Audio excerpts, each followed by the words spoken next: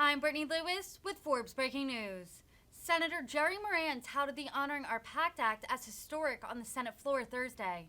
Moran worked with Democratic Senator Jon Tester on the bill, which would ensure health care for veterans exposed to toxic substances. Moran stressed the importance of the legislation, saying it will, quote, provide long overdue health care and benefits to the 3.5 million post 9/11 veterans who were exposed to burn pits. Listen in for more from the Kansas Republican. On the Sergeant First Class Heath Robinson honoring our promise to address Comprehensive Toxic Act of 2022. This is a significant, I would say historic moment. This bipartisan legislation, not only is it significant and important because of the content, but it's also significant and perhaps historic because of the cooperation that has been that has garnered to put this act together and presumably pass it and send it to the President of the United States. This bipartisan legislation is the most comprehensive toxic exposure package the Senate has ever delivered to veterans in our country's history. Generation after generation, Americans, one by one, have answered the call of duty with a promise that we, the United States of America, the citizens of this country, would take care of them and their families after their time in uniform.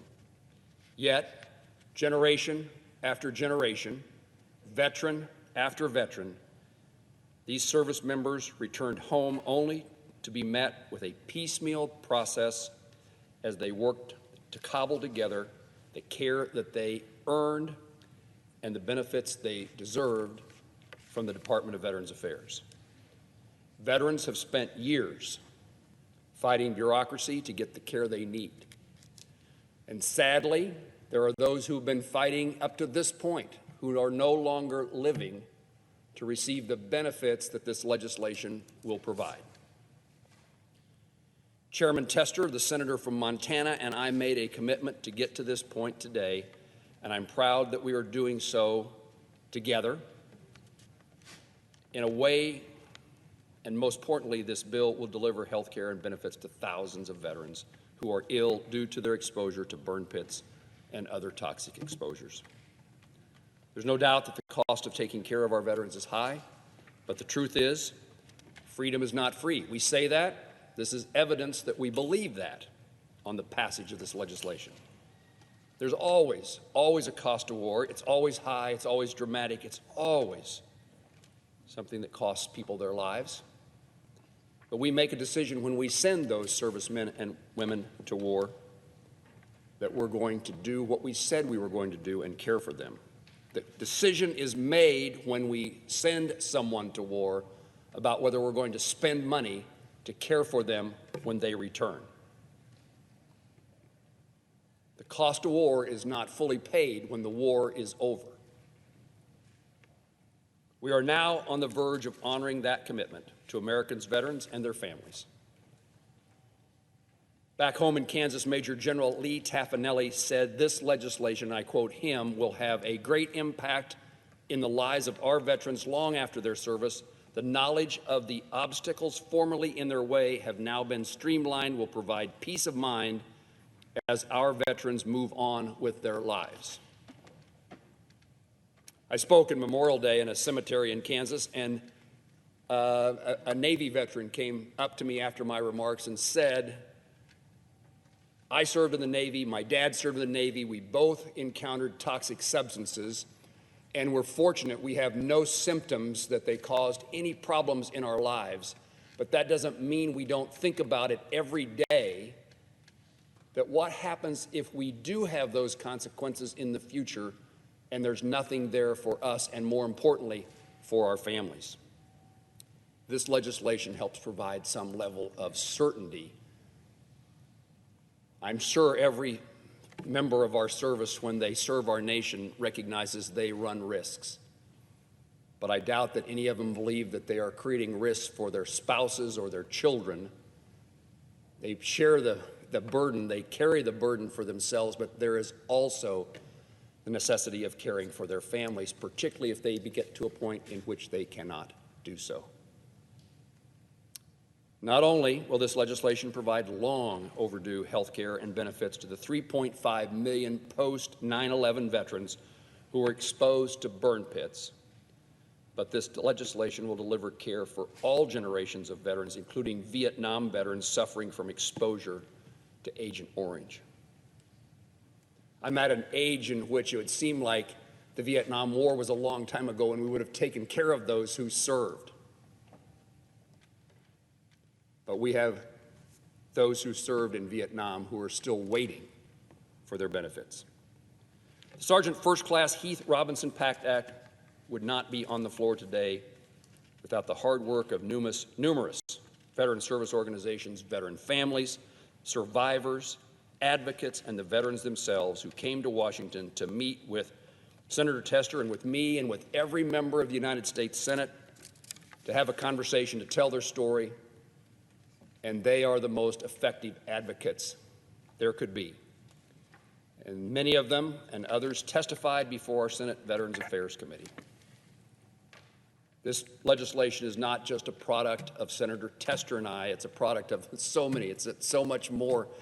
And perhaps, no offense to Senator Tester, but perhaps our role is really insignificant when you look at the people who have encountered these challenges, but used those challenges as an opportunity to fight not just for themselves, but in most instances probably more likely to fight for other veterans in similar circumstances.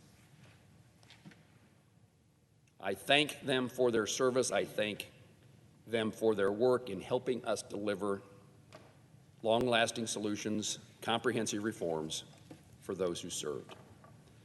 And I especially want to thank Heath Robinson's family, who turned their own loss and heartache into action. This bill will help many veterans like Heath face the challenges that he faced that ultimately ended his life.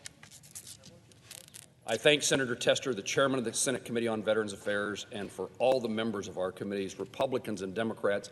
I remind my colleagues and I remind the American people that the original version of this bill passed the Senate Veterans Affairs Committee unanimously with every Republican and every Democrat voting yes. After the passage of that legislation, we worked further to find consensus, but more importantly, to find better solutions and a path forward that would allow us to be to the point we are today. Secretary McDonough deserves our gratitude as well, and I thank him for his input, his testimony, and the numerous times of telephone and personal conversations. I appreciate his advice, and it made this bill better for veterans. Once we pass this legislation, the real work of implementing it will fall to the Department of Veterans Affairs. But we as a committee and we as senators need to make certain that we do the appropriate oversight, that we make certain that this is not just words on paper, but the results that we're looking for is finally delivered. Too often, I think, the moment of glory comes on the passage of a bill or the press release announcing the passage of a bill, the signing of a bill. But whether or not it works still remains the most important aspect of our work. A lot of work remains, and the VA has significant challenges as it moves forward to help these veterans. The real work is still ahead of us. And I stand ready to do all I can to make certain that we're able to deliver the intended results contemplated by this legislation. A long list of thank yous to my colleagues, certainly to my colleagues in the committee, my colleagues in the Senate, but especially to folks in the VA community, the VSO community. Shane Learman, Lawrence Montreal, Shane is with the DAV, Lawrence is with the American Legion, Pat Murray with the VFW, Corey Titus, MOAA, Alex Morosky, WWP, Candace Wheeler, TAPS, Bob Carey, Independence Fund, Tom Porter, IAVA, Caitlin Hetrick, IAVA, Jennifer Birch, IAVA, Rosie Torres, Burn Pit 360, John Stewart and John Feel, and I thank the Kansas leaders who over a long period of time, I don't know what year it was, but the Vietnam Veterans of America held a conference in Wichita, Kansas, at which I attended, in which the topic was toxic exposure, and it has to be at least 10, 12 years ago, and I thank them for that, in that point in time, sticking in my mind that there's work to be done. And I appreciate other Kansans, Lee Hersey, who is the commander of the Kansas VFW, Jeremy Earhart of Kansas American Legion, William Turner, Eric Owens, Lee Taffanelli, David Dennis, General Mike Dodson, Pat Proctor, Paul Chapa, Colonel Timothy Millar, and Colonel John Buckley, all of whom are Kansans who are working on behalf of other veterans in our state to see that we get this right. And nothing in this body gets done because senators do all the work. Senators have ideas and occasionally a few words here and there, but we are surrounded by people who every day make those words and those thoughts come to life on a piece of paper called a bill.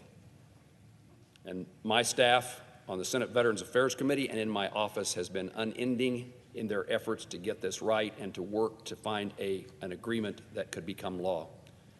Lindsey Deering leads that list, Asher Allman, Michelle Payne, Taffany Woolfolk, Emily Blair Rubrick, Kelsey Barron, Brian Newbold, Mark Crowley, Emily Brady, Brian Mann, David Sherman, and our leader, John Towers. And to Senator Tester, Tony McClain, his chief, and Simon Kuhn. I appreciate the opportunity to be on the Senate floor at this moment for what I hope will be a resounding victory, not for Senator Tester, not for Jerry Moran, but for the veterans of America who served our nation admirably, did what they were asked to do, and encountered things they should not have encountered that have lasted, the consequences of which have lasted throughout their lives.